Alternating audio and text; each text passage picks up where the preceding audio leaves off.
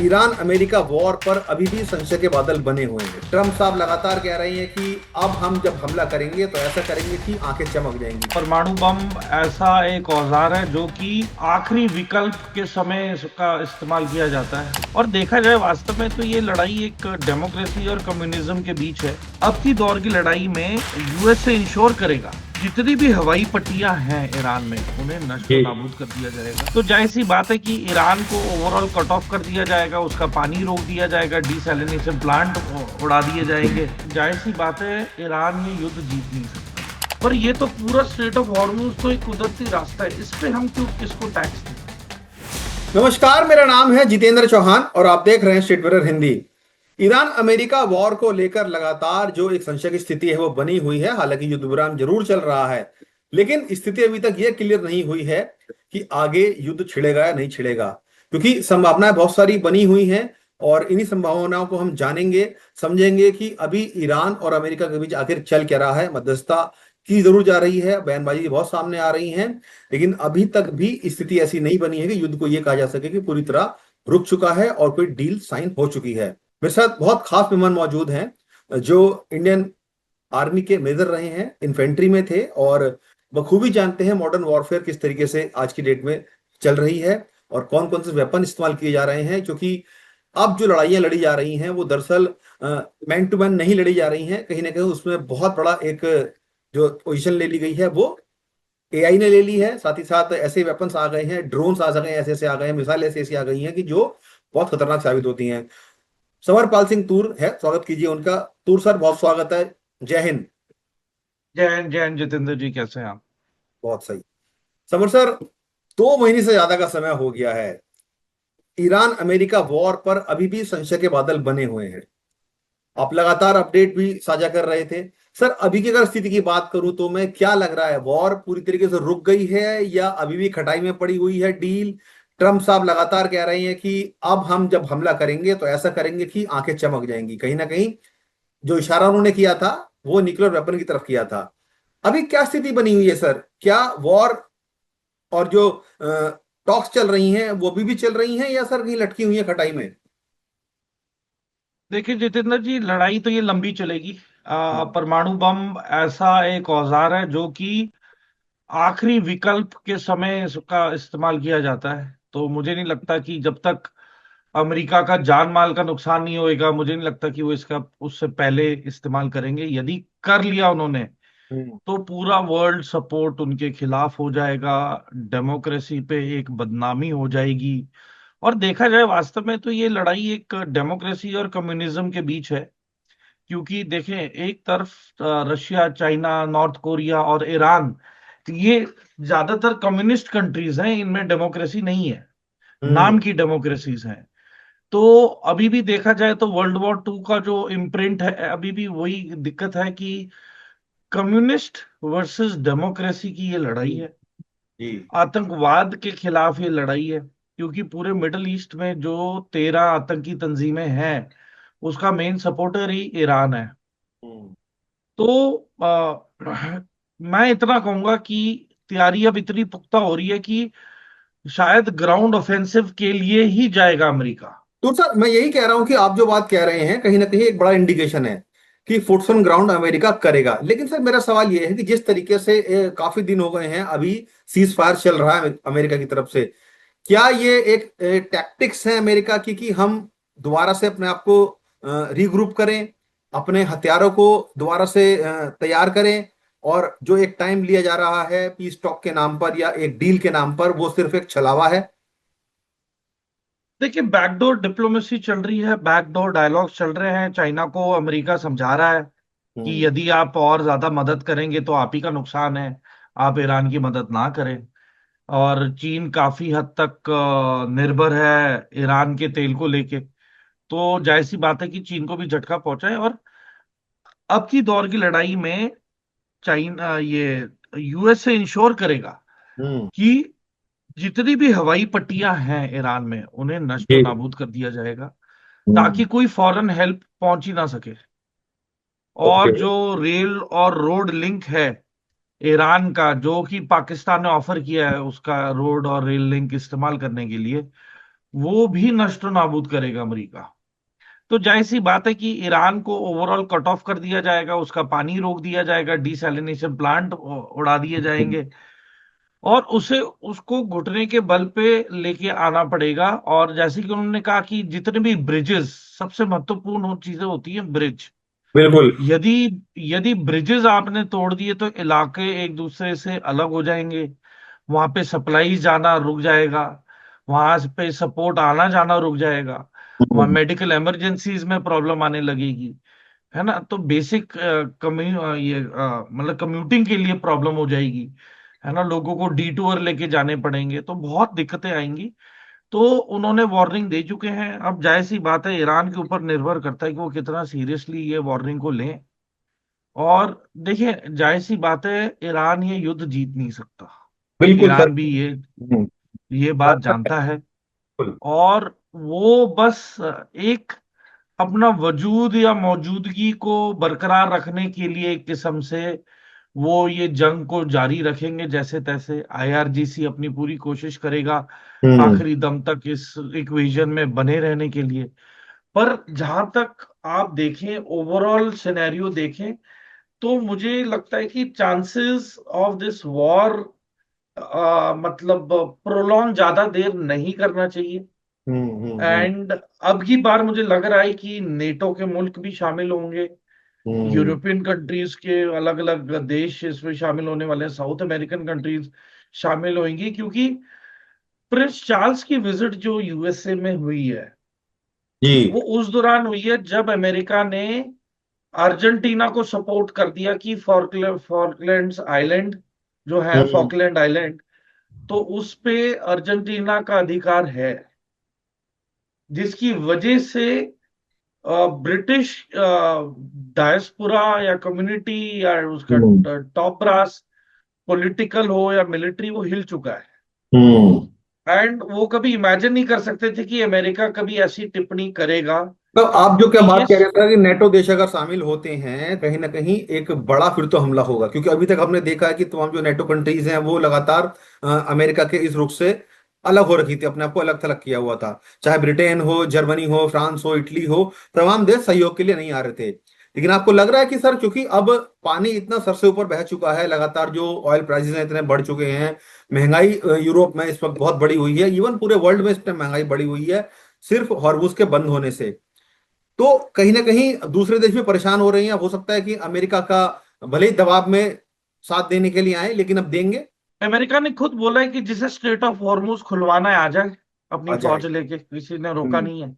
जी। और देखिए, ये एक, यदि ये ट्रेंड प्रैक्टिस में आ गया हम्म। कि स्ट्रेट ऑफ हॉर्मुज पे हक ईरान का है, हम्म। फिर तो मलक्का स्ट्रेट और ऐसे अलग अलग स्ट्रेट हैं, बिल्कुल, बहुत उनमें सारे फिर एक एक रॉन्ग प्रेसिडेंस सेट हो जाएगा। हम्म। ये नेचुरल वाटरवेज है, ये बिल्कुल कुदरती सर। रास्ते हैं, जिसपे टोल लगाना, टैक्स लगाना गैर कानूनी होता है। आप बिल्कुल। पनामा कनाल पे लगाएं, सुएज कनाल में लगाएं, वो इंसानी बनावट से बने हुए हैं ये, उस पे पैसे की लागत भी लगी है। आप बेशक उस पे उसके थ्रू जाते तो आप टैक्स देते हैं, टोल टैक्स, कोई दिक्कत नहीं। पर ये तो पूरा स्ट्रेट ऑफ हॉर्मुज तो एक कुदरती रास्ता है, इस पे हम क्यों किसको टैक्स दें? इसका बिल्कुल मतलब कि जितनी भी मुल्क स्ट्रेट ऑफ हॉर्मुज से के साथ सटे हुए हैं, उन सबको हम पैसे देते रहेंगे। सर, हॉर्मुज से तो मात्र 16 से 20% तेल आता है, या जो ट्रांसपोर्टेशन की आवाजाही है। फलक्का की अगर बात करें, सुएज कनाल की अगर बात करें, या और भी रेड सी की बात करें जहां पर ये इस तरह के बने हुए हैं हॉर्मुज या रास्ते, सर वहां से तो बहुत बड़ी तादाद में व्यापार होता है, ऑयल की सप्लाई होती है, बिजनेस चलते हैं लोगों के। अगर सब जगह ऐसे हो जाएगा तो सर हाहाकार मच जाएगा पूरे वर्ल्ड में। ये तो मनमानी हो गई, हो जाएगी। देखिए, वही, अब ये वॉर इतना जरूरी क्यों है? ये सेम वॉर 1980 में भी लड़ा गया था, 8 साल इराक के खिलाफ। जी। तब भी स्ट्रेट ऑफ हॉर्मुज में ये रोक लगी थी, इसमें भी काफी किश्तियां डैमेज हुई थी। पर देखिए, उधर किसी ने पैसे की लेन देन की बात नहीं की थी बात स्ट्रेट ऑफ नहीं की थी। हॉर्मुज के ऊपर, हम्म। ठीक है। अब इसमें आप पैसे की बात कर रहे हैं, आप फिरौती के तौर पे लोग इसको देख रहे हैं। कि ये तो गुंडागर्दी है, फिरौती है, कि अगर आप यहाँ से जाना है तो पैसे दे के जाओगे, वरना हम नहीं जाने देंगे। तो ये चीज ही तो चाइना कर रहा है साउथ चाइना सी में, जो हम्म। आर्टिफिशियल आइलैंड्स बना के कह रहा है कि ये पूरे एरिया पे हमारी ज्यूरिसडिक्शन है। तो अमेरिका यही तो कह रहा है कि ये आर्टिफिशियल आइलैंड है, ये परमानेंट लैंड फीचर नहीं है, ये बनावटी है। तो इस पे, इसका मतलब ये नहीं कि आपने आर्टिफिशियल आइलैंड बना दिया तो आपने बोल दिया कि ये वहां के पानी पे भी इनका हक है। जी ठीक है, तो जो कुदरती आपके लैंड मैस है, कुदरती वाटरवे है, वो ही ओरिजिनल रहेगा। ऐसे तो फिर इंडिया अपने जितने मर्जी आर्टिफिशियल आइलैंड बनाते रहे, बिल्कुल। तो वहां पे फिर मतलब इंडिया भी मनमर्जी करने लगेगा। तो देखिए, ये गलत है, ये इंटरनेशनल फ्रीडम ऑफ नेविगेशन को रोकता है, इसको, इस पे अड़चने डालता है। And more over, state of Hormuz में काफी इंपॉर्टेंट कंट्रीज का तेल जा रहा है, बिल्कुल। उसकी इकोनॉमी उस पर निर्भर है, फर्टिलाइजर जा रहा है, मेटल्स, मेटल्स तो नहीं पर फर्टिलाइजर का बहुत बड़ा एक अमाउंट जा रहा बिल्कुल। है ना, और तेल का भी, कच्चा तेल जा रहा है। एंड ये भी नहीं कि छोटी क्वांटिटी, काफी बड़ी quantity, 21% trade straight of Hormuz के जरिए जाता है। तो मैं तो उल्टा दर्शकों को एक ही चीज बोलूंगा कि एक ये न्यू बुक आई है, जी ठीक है, जिसका है India supply chains in a world at war. तो आप ये वाली बुक खरीदें, ठीक है। इनके ऑथर हैं गौतम देशीराजू और दीक्षित भट्टाचार्य। तो ये बहुत अच्छी बुक है, मैं अभी इसे पढ़ ही रहा मतलब हूँ। ये इसमें जरूर आई एम श्योर सूर सर, इसमें जानकारी होगी कि इस तरीके से जो प्रॉब्लम्स क्रिएट हो रखी हैं पूरे वर्ल्ड में इस टाइम, आई एम श्योर उसमें जरूर इसमें डिटेलिंग दी होगी और दर्शकों को जरूर पढ़नी भी चाहिए और कहीं ना कहीं बिल्कुल जानकारी मिलेगी। बिल्कुल, इन डेप्थ इस पे बताया गया है कि लेकिन तो सर एक सवाल ये भी हम, उठ रहा है कि हम हाँ देख जी, रहे हैं कि ईरान की तरफ से ये बात कही जा रही है कि उन्होंने पिछले कुछ दिनों में अमेरिका के कई सारे वॉरशिप्स को निशाना बनाया है। हाइपरसोनिक मिसाइल्स का प्रयोग किया गया है जिसमें अमेरिका के प्रमुख जो नौसैनिक बेड़े के जहाज हैं उनको टारगेट किया गया है। क्या आपको भी लगता है कि ईरान ने इस तरह से हिट किया है अमेरिका के, क्योंकि बात ये कही जा रही है कि 3 जहाजों को वो डुबो चुके हैं। क्या सर ये वाकई में इसमें कोई सच्चाई है या ये सिर्फ एक प्रोपेगेंडा बनाया जा रहा है? क्योंकि ईरान लगातार ये दावे कर रहा है कि जो भी हॉर्मुज को पार करने का प्रयास कर रहा है या उसके आसपास भटक भी रहा है तो हम उसको निशाना बना रहे हैं। क्या सच्चाई है सर? देखिए, these are countries at war and इसमें डूबी हैं। हाँ, मैं आपको लिख के दे रहा हूँ कि यहाँ पे अमेरिकन शिप्स भी डूबी हैं, हम्म। ईरानियन शिप्स को तो इन्होंने डुबाया ही डुबाया है। हम्म। तो देखिए, losses, military losses are never discussed and disclosed. ये बहुत ही सीक्रेट चीजें होती हैं। और जी अपना नुकसान कौन ढिंडोरा पीटेगा अपने नुकसान का, अपनी बेइज्जती कौन कराएगा? बिल्कुल। है ना, ये इंडिया में ही है जो ट्रेंड है कि सच बताएं, हम सच जानना चाहते हैं, सच जानना चाहते हो तो वर्दी पहनो, वॉर फ्रंट पे जाओ, सारा सच लाइव दिखेगा। जी है ना, सवाल खड़े तो सवाल खड़े कर दिए जाते हैं सर कि इंडिया ने हमला किया भी है कि नहीं किया हुआ है। हाँ, तो मैं यही कहता हूँ कि इन लोगों को, इन सब का बोलना बड़ा आसान है एसी के कमरों में बैठ के। ना इनकी औलादें फौज में गईं, ना इनकी पुरानी पुश्तों ने फौज में काम किया, ना इन्हें फौज के तौर तरीके या प्रोसीजर के बारे में कोई नॉलेज है। जी पर टीवी पे आके ऐसे बात करते हैं कि यही फील्ड मार्शल है, यही जनरल है, यही सब कुछ है, जी और इनसे ज्यादा और किसी को कोई ज्ञान नहीं है। तो मुझे इन लोगों पे हंसी आती है, ये जो भी पॉलिटिकल जी जी डायस्पोरा में कहते हैं कि, है ना, कि सच बताएं। तो पहली चीज तो, in love and war everything is fair. तो इसमें कोई मतलब देखें, झूठ एक वॉर का हिस्सा होता है, एक औजार होता है, एक वेपन होता है। और जैसे आप पाकिस्तान को देख लें, जी नरेटिव बिल्डिंग उन्होंने झूठ पे ही तो की है। तो जनरल राजीव घई ने क्या बोला, जितना पैसा पाकिस्तान ने नरेटिव बिल्डिंग में लगाया, यदि यही पैसा ये अपने वेपन और इक्विपमेंट खरीदने में और ट्रेनिंग में लगाते तो शायद कुछ हद तक ये इंडिया को मतलब कुछ टक्कर दे सकते। और ऑफ सिंदूर तो हमने बैठे बैठे बटन दबाए, जी। और वो कुछ नहीं कर सके, और उनके सारे एयरफील्ड, 11 के 11 एयरफील्ड तबाह हो गए, है ना, 12 से 13 इनके मरकज तबाह हो गए, आतंकवादी मारे गए इतने सारी तादाद में। तो जायज सी बात है कि प्रायोरिटी क्या है। इंडिया की प्रायोरिटी थी safeguarding of Indian public and assets, वो हमने किया, और बहुत ही बेखूबी से हमने रोल निभाया।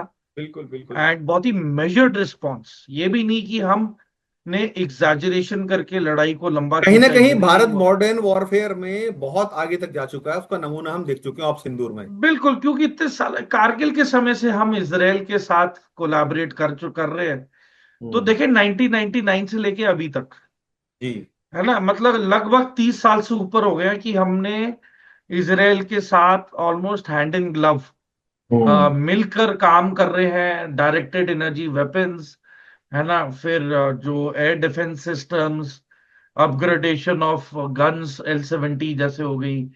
तो बहुत सारे प्रोजेक्ट्स हैं जिसमें हमने इसराइल के साथ काम किया, क्योंकि हमें पता था कि जो स्थिति में इसराइल है उसी स्थिति में इंडिया है।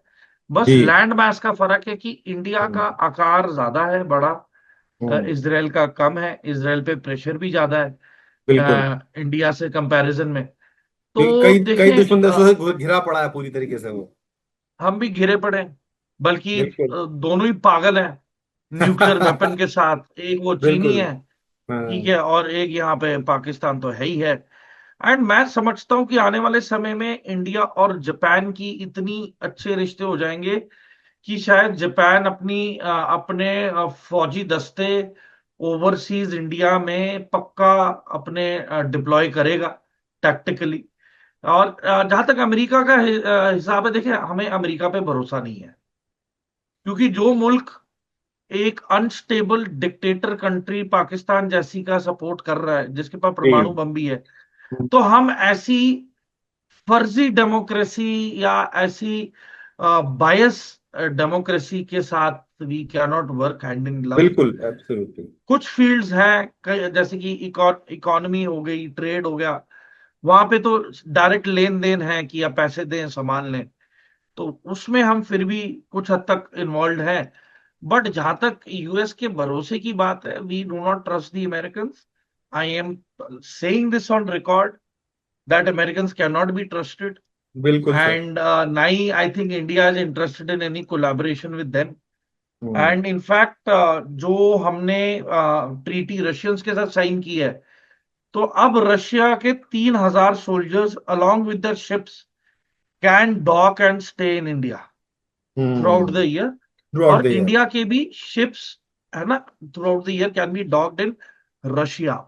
हम्म। इस चीज को देखते हुए टर्की ने अपने डिप्लोमेटिक रिश्ते इंडिया से सुधारने का फैसला किया है, क्योंकि टर्की जानता है कि इट इज वल्नरेबल, क्योंकि अब रशिया ने अपना लैंड हमें ग्रांट कर दिया है। ग्रांट कर दिया इंडिया है। Can reach Turkey and can carry out a military operation.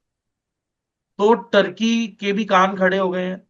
Hmm. Cyprus में जिस तरीके से पीएम मोदी गए, साइप्रस के बॉर्डर पे जो विजिट था उनका, और जो हम्म। उन्होंने डिस्प्यूटेड टर्किश लैंड दिखाया, it was a clear message to Erdogan कि तुम अगर बिल्कुल। पाकिस्तान को सपोर्ट कर रहे हो, तो here we are supporting Cyprus, and Cyprus. We will also support Greece, and we are already supporting Armenia. Hmm. तो टर्की को मतलब घेरने में हमें ज्यादा जियो देर नहीं पॉलिटिक्स लगेगी। में कहीं ना कहीं भारत जो कूटनीति अपनी कर रहा है वो लगातार दिखा रहा है कि भारत बैकडोर पे अपनी स्थिति को चारों तरफ से मजबूत कर रहा है, चाहे वो यूरोपियन कंट्रीज के साथ हो, रशिया के साथ हो या एशियन कंट्रीज के साथ हो। दूसरा लेकिन एक बड़ा सवाल यह उठ रहा है कि हॉर्मूज को लेकर सबसे बड़ी चिंता हॉर्मूज को लेकर ही है, शायद यही सबसे बड़ी इस वक्त जड़ बनी हुई है, युद्ध जो रुका हुआ है। लेकिन दोनों ही कंट्रीज ने, अमेरिका की बात कर लें या ईरान की बात कर लें, दोनों ने वहां पर नाकेबंदी की हुई है सर। जब सर दोनों ने की हुई है और दोनों ने ही बोला है कि जिस किसी के भी जहाज आएंगे हम उसको निशाना बनाएंगे, पीछे हमने देखा भी है।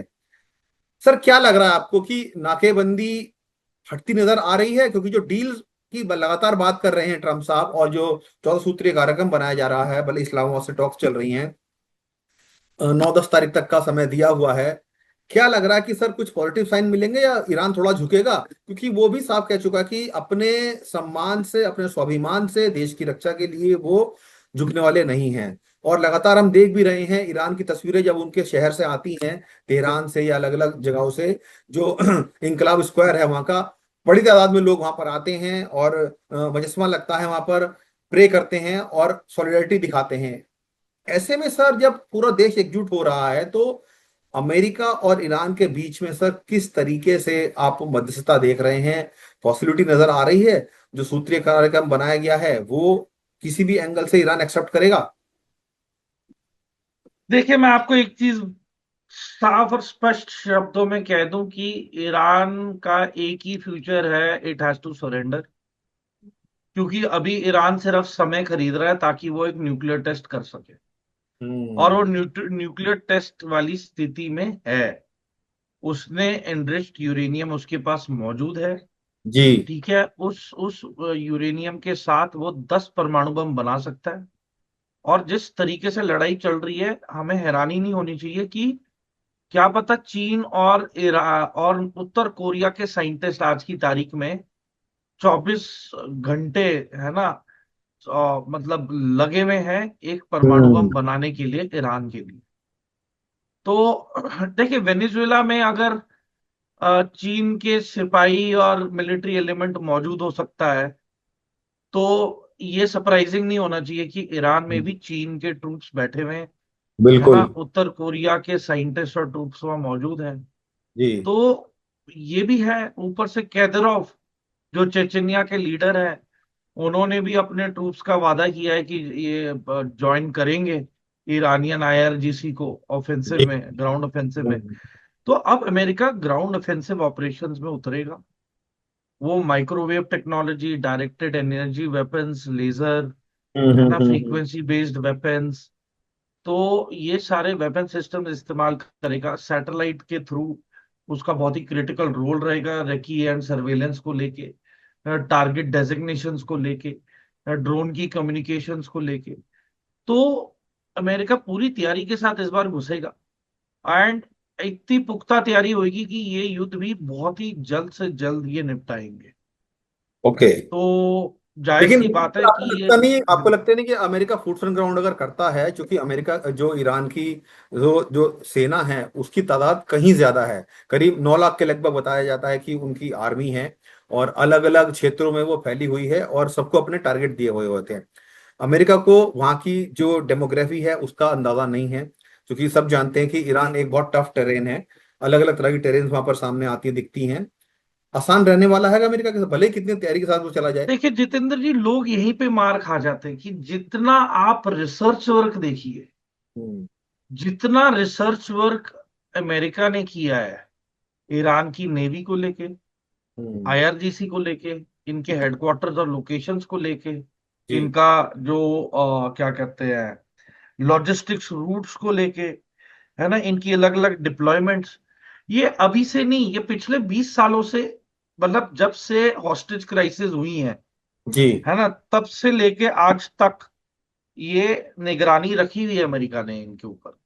हम्म। चप्पे चप्पे की इनको खबर है। लेकिन आसान फिर भी नहीं होगा सर, जो लगातार जो चीजें सामने छन कर आ रही है देखिए, वहां से, युद्ध कभी भी आसान नहीं होता है, चाहे जो मर्जी दोनों स्पेशली साइड फोर्स होए। On ground in Iran.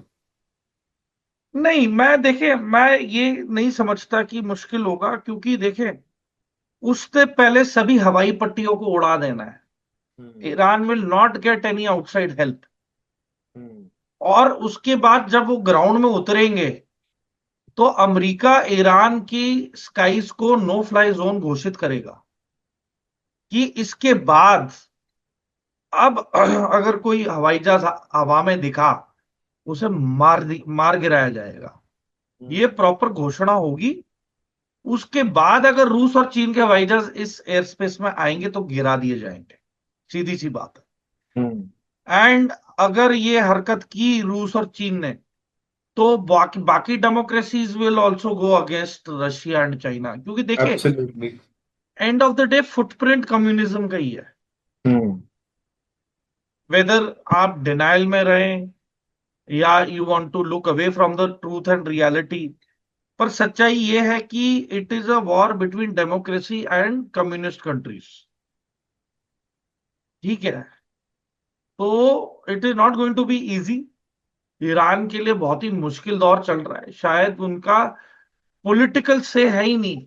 जो मोसाइक डॉक्ट्रिन है, उसने 31 इलाकों के लीडरों को इंडिपेंडेंट घोषित करके उन्होंने 31 लीबिया बना दिए। हम्म। इंडिपेंडेंट फाइटिंग कमांडर्स जो इंडिपेंडेंट डिसीजन लेंगे। हाँ, इनमें अगर कोई डिफेक्ट कर गया तो वेल एंड गुड, अमेरिका के बहुत बड़े फेवर में होगा। हम्म। बहुत जल्दी युद्ध का आउटकम होगा अगर डिफेक्ट कर जाएंगे। पर यदि इनमें इतना पेट्रियोटिज्म है, बिकॉज देखिए मैं समझता हूँ कि सारे दुखी हो चुके हैं ईरान में, ज्यादातर बिल्कुल मेजोरिटी इज बिल्कुल। Fed up. ठीक है, मतलब कोई तरक्की नहीं कर सका, ना तुम गाड़ी ले सके, ना कोई तुम्हारी लिविंग स्टैंडर्ड अपग्रेड कर सके, सुविधाएं लिमिटेड है। तो people are already fed up with the Iranian regime. Hmm. ठीक है। और ये तो पछता रहे होंगे कि इन्होंने आयतुल्ला को क्यों वेलकम किया। लेकिन जो कट्टरपंथी बल्कि ताकतें हैं वही अब जमी हुई हैं वहां पर, जो जनता को वहां की उनके साथ खड़ी है, मुझे लगता है। मैं तो ये समझता हूं कि अगर ये युद्ध हुआ भी और युद्ध के बाद इलाके बटेंगे, हम्म। ऑर्थोडॉक्स ईरान और लिबरल ईरान का लिबरल ईरान। इलाका बटेगा। हम्म। पार्टीशन होगा ईरान का। ठीक है, एक बिल्कुल कट्टरवाद वाले होंगे, एक बिल्कुल लिबरल वाले होंगे। आधों के पास तेल आएगा, दूसरे आधों के पास भी तेल या फिर रिफाइनरी, कुछ ना कुछ ऐसे होगा। जैसे कि हम्म। नॉर्थ और साउथ सुडान का बंटवारा हुआ, तो वैसे ही ईरान में भी बंटवारा होगा, based on hmm. Liberal Muslims and Orthodox Muslims. इनके बीच में भी अलग अलग फूट पड़ेगी, अगर वहां की जनता को ये मंजूर हुआ तो। तो as far as America is concerned, America जानता है, तभी अमेरिका ने इस बार कुर्दों की सहायता नहीं ली, क्योंकि उन्हें पता है कि जहां जहां उन्होंने कुर्दों से सहायता ली है वहां पे ज्यादा लड़ाई लड़नी पड़ी है। ज्यादा लड़ाई लड़नी पड़ी, लॉस उनका ही हुआ हाँ तो ज्यादा। उन्होंने हाँ तो उन्होंने कुर्दों को कहा कि you please stay out of it, कि क्योंकि आपकी वजह से, क्योंकि कुर्द और जो पक्के मुसलमान हैं उनके बीच बहुत ही गहरी दुश्मनी है, they don't get along well. Hmm. तो इसलिए अमेरिका ने जानबूझ के इस बार कुर्दों को इस मतलब इन्वॉल्व नहीं किया है। उन्होंने बोला कि please stay out of the fight, ये दे विल मैनेज। तो hmm. America will manage. And जिस तरीके से देखें, स्ट्रेट ऑफ हॉर्मुज के बंद होने से यूरोपियन कंट्रीज की इकोनॉमीज पे बहुत बड़ा फर्क बहुत बड़ा झटका असर लगा। पड़ा। इवन पूरे ऑल ओवर वर्ल्ड की इकोनॉमी में फर्क पड़ा वर्ल्ड, था। हाँ, सभी इफेक्ट हुए हैं, मतलब इफेक्ट पाकिस्तान की हुए। तो इकोनॉमी खत्म हो चुकी है। क्योंकि इकोनॉमी थी ही ठीक नहीं है, सर, पहले तो कटोरा लेके भीख मांगता रहता हर किसी से। वो मांगता कटोरा रहता। पकड़ने लायक भी नहीं रहे, मेरा कहने का हाँ, मतलब ये है बिल्कुल बिल्कुल। कि दे आर फिनिश्ड। तो मैं वही कह रहा हूं कि मोर देन ईरान और US, it is Pakistan which needs a ceasefire to save its economy और आर्थिक स्थिति। बिल्कुल, वो तो पैसे कमा रहा था सर इसमें। हाँ, और सिविल वॉर होगा पाकिस्तान में, देखना। जिस हम्म। तरीके से पब्लिक वहां दबी पड़ी है, जिस तरीके जी। से रोटी की कमी है, मेडिकल फैसिलिटीज नहीं है, तेल की कीमत, पेट्रोल 400 रुपए 1 लीटर हुआ पड़ा है। तो हम्म। एक नॉर्मल मोटरसाइकिल चलाने वाला इंसान मतलब कितने लीटर भरवा लेगा अपने मोटरसाइकिल में बिल्कुल तेल। बिल्कुल बिल्कुल। है ना, इन्होंने 23 मार्च को जो इनकी Republic day parade so called होती है, आर्मी डे परेड, वो भी रद्द करवा दी। तो वो भी देखिए, रद्द करवा अगर देती। कल युद्ध भी होता है, पाकिस्तान के साथ युद्ध भी होता है, इनके पास पैसे है ही नहीं, बिल्कुल, या फिर खरीदने के तेल लिए। है ही नहीं कि ये अब मोबिलाइज भी कर सकें। हम्म। हफ्ता या 10 दिन से ज्यादा का तेल नहीं है पाकिस्तान के पास। तो जाहिर सी बात है, दे नो द ऑड्स। और देखें, परमाणु बम का मतलब ये नहीं है कि अगर कन्वेंशनल वॉर चल रहा है तो आप अचानक से रातों रात वो बटन दबा देंगे।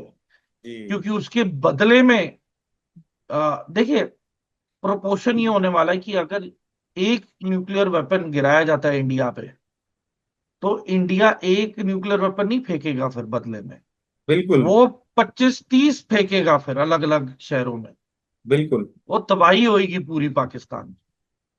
तो उन्हें भी पता है कि ये मतलब अपना वजूद मिटा देंगे अगर इन्होंने वो वेपन का इस्तेमाल किया। इंडिया तो will sir still survive.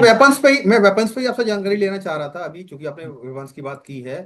Sir सब जान रहे हैं इस वक्त कि जो वॉर स्क्रैम हो रही है, वो सर मॉडर्न वेपन्स से लड़ी जा रही है। ड्रोन्स एक बहुत बड़ा रोल उसमें प्ले कर रहे हैं। सब जानते हैं कि ड्रोन्स टेक्नोलॉजी कितनी एडवांस हो गई है, और कहीं ना कहीं ईरान भी अमेरिका के ऊपर जिस तरह के ड्रोन्स अटैक कर रहा है वो भी अमेरिका के लिए प्रॉब्लम बना हुआ है, क्योंकि रशिया ने उन ड्रोन्स को उनको दिया है। दोनों की कोलैबोरेशन से वो ड्रोन ना, शाहीन आई थिंक उसका नाम है। ड्रोन टेक्नोलॉजी और सर मॉडर्न वॉरफेयर में कौन कौन से वेपन्स और ऐसे हैं जो इस वक्त सबसे ज्यादा प्रयोग में लाए जा रहे हैं?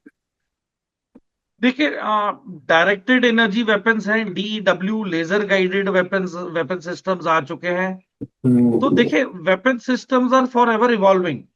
हम्म। बल्कि हमें तो ये हैरानी हुई कि ऐसे वेपन सिस्टम्स आ गए हैं जो पुराने एरोप्लेन्स, जिनकी हम्म। गति और स्पीड बहुत कम है, उसको इस्तेमाल हम्म। किया जा रहा है टू शूट डाउन ड्रोन्स, ना कि फाइटर जेट।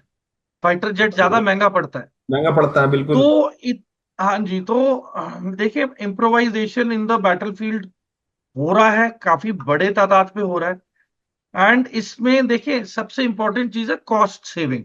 अगर आपने कॉस्ट सेविंग करनी है, तभी आपका वेपन सिस्टम फायदा वाला होगा, वरना देखें, वरना you will bleed economically.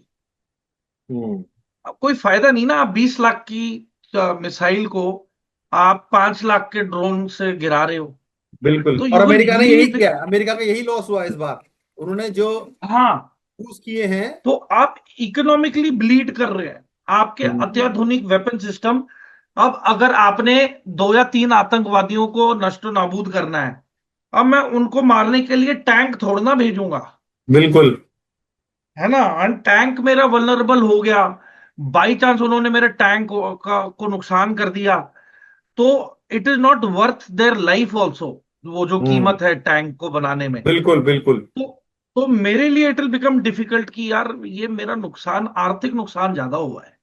So hmm. It is economic terrorism in a way, hmm. कि it will you will be a victim of economic terror, कि तो क्या आप ईरान इतना ईरान पूरे वर्ल्ड पर सर, ये आप जो बात कह रहे हैं, क्या ईरान पूरे वर्ल्ड को इकोनॉमिक टेररिज्म में झोंक रहा है? बिल्कुल। ये जो स्टेट ऑफ हॉर्मूज पे जो रिस्ट्रिक्शन लगाई है, what is this? Hmm. Economic terrorism ही तो है।